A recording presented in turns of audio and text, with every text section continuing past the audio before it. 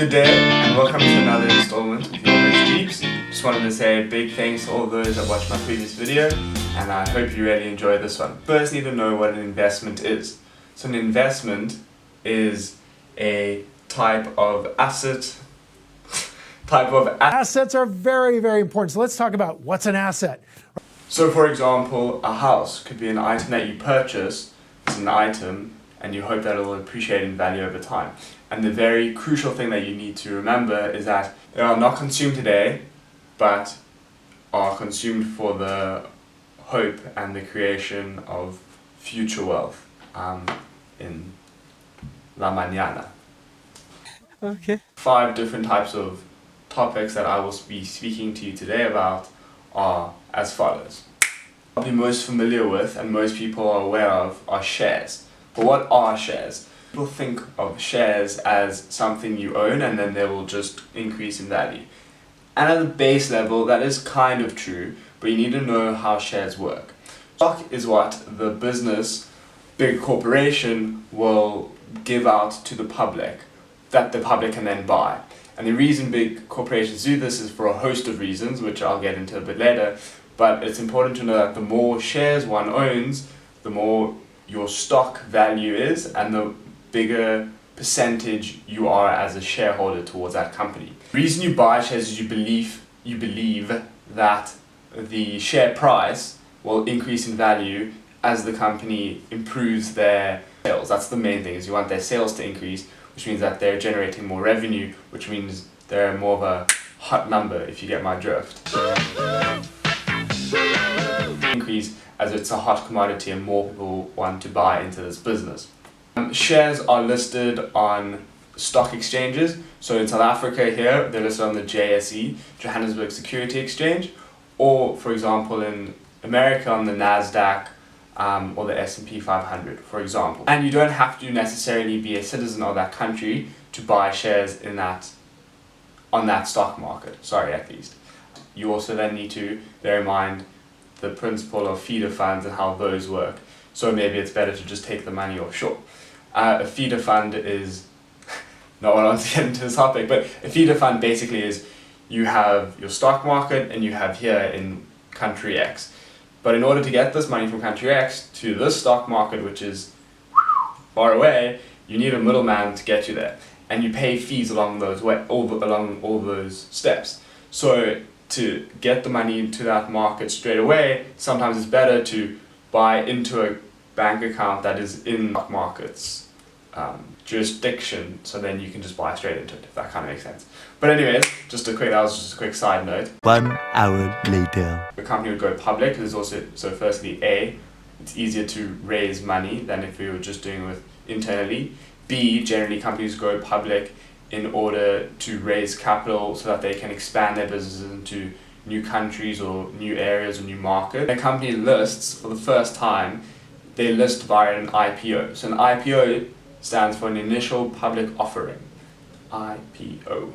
And that is the valuation and hype, quote unquote, that the world views of this company before they list it. And then that will be the share price the day that they go live on whatever stock exchange. A company like WeWork, that has a monumental flop now, their IPO was a crazy number, and that's because of the valuation and hype that people had created around it, and also the kind of non-realistic gains and value that they had created in their company, and it was kind of just exacerbated by SoftBank, which was their biggest investor at the time. Big companies that you could buy shares in, for example, Amazon, they own over 50% of the e-commerce market in America. Facebook, I mean, most people know obviously like it's Facebook, come on. AB InBev, so for all my South African viewers, they own, which is actually a Brussels company, or they have their head offices in Brussels at least. They own SAB, so South African breweries, and they produce our beloved Castle. AB InBev produces about 1/3 of the world's beer, which is a staggering number. So you're gonna say, yeah, Deeps, but I don't really see like why invest in a stock, right, or in a share. Really increase in value over a long period of time. So it's not really a get rich quick type of investment. You're hoping for the longevity of the business so that your overall shares will increase in value so that you could either sell those shares at a later point and then pocket the difference, which if you own a few thousand shares is huge amounts of money. And also you'd invest because maybe the company starts to pay out dividends. Risks associated to shares, so there's risk associated to any type of investment, but shares in particular because there's a high level of volatility within markets, as we're currently seeing with the COVID-19 pandemic. So the company that I mentioned a bit earlier, AB InBev, have taken a huge knock or in their South African holdings, because obviously beer is prohibited in South Africa. It was kind of like back in the early 1900s when alcohol was illegal and people used to bootleg. But seriously, like, you can't go into a shop and buy alcohol at the moment. Be aware of those types of market trends and things that are happening in the world with shares. Moving on to numero dos. Number 2, my brew, is commodities. So what are commodities? Commodities can be tangible and intangible. Tangible part, things like platinum, gold, oil. Commodity-based futures. So I'm just going to give you a definition here. So excuse my eyeballs just going away for a second. So a commodity future is a contract or agreement to buy or sell a predetermined amount of a commodity at a specific time and date in the future. The main difference between a commodity and a stock is that whoever the producer is doesn't really matter. It's more of what the commodity is that matters. So for example, the difference between that and shares is you care about the company. So you could care who produces product X because they have a certain value to their name for producing it. Even if there's another company that produces the same thing, their value could be worth nothing. The main thing to bear in mind with commodities is that they fluctuate in value as demand and supply increases or decreases. So in a time like now that we're living in, gold has skyrocketed because of the fear and how scared people are feeling in the world. So the value of gold is increased because gold is a value as a reserve as well. The richer you are on paper, obviously, because obviously we as humans attach value to things. Like a piece of paper, this intrinsically has no value, but we as humans feel that's the way that we barter and do business.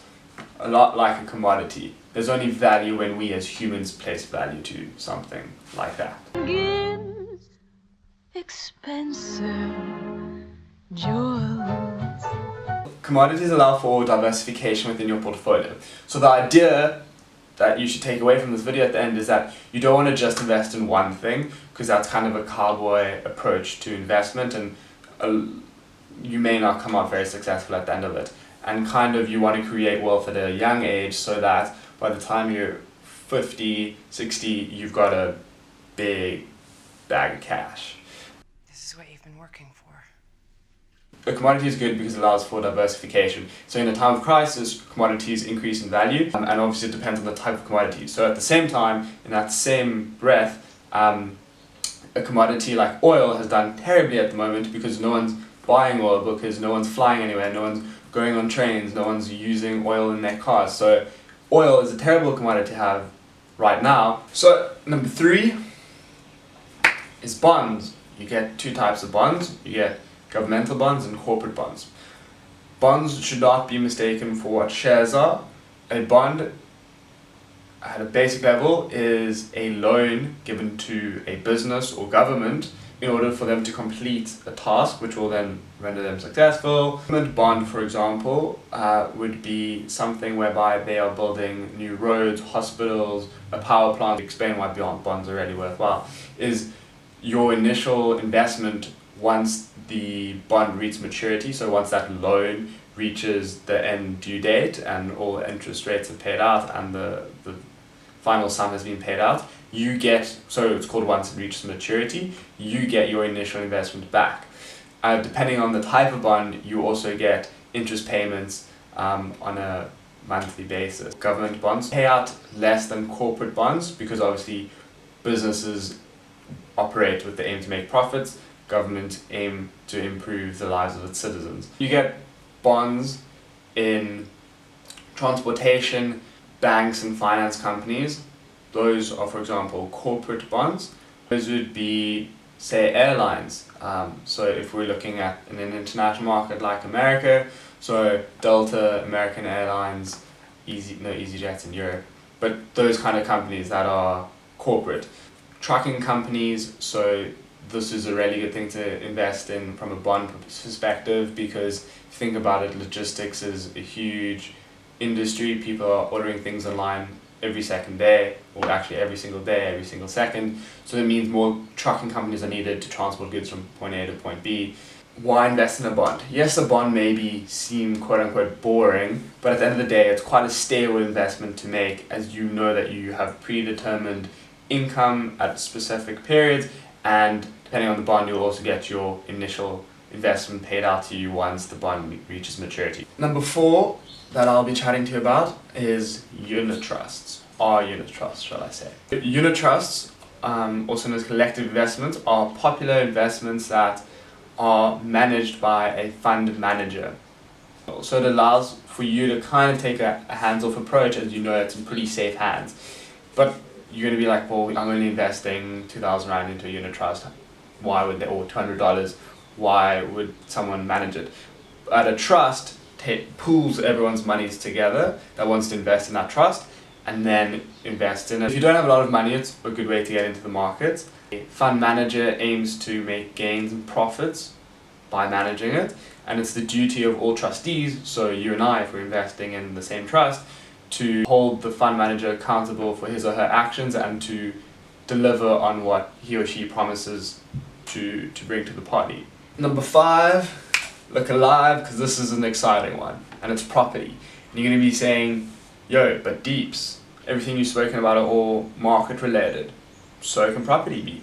You don't necessarily have to buy a physical property to own property. That was a bit of inception there.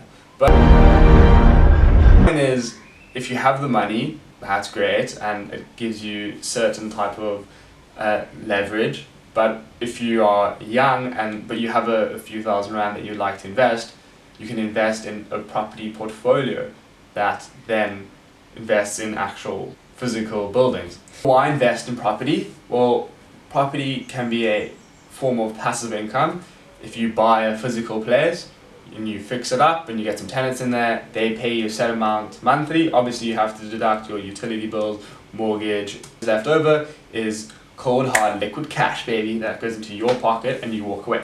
However, if you're someone like me that is not yet at the point who's able to buy physical property but still wants to get into the property game or get in there in some way or another, you can invest in an REIT, which is a real estate investment trust.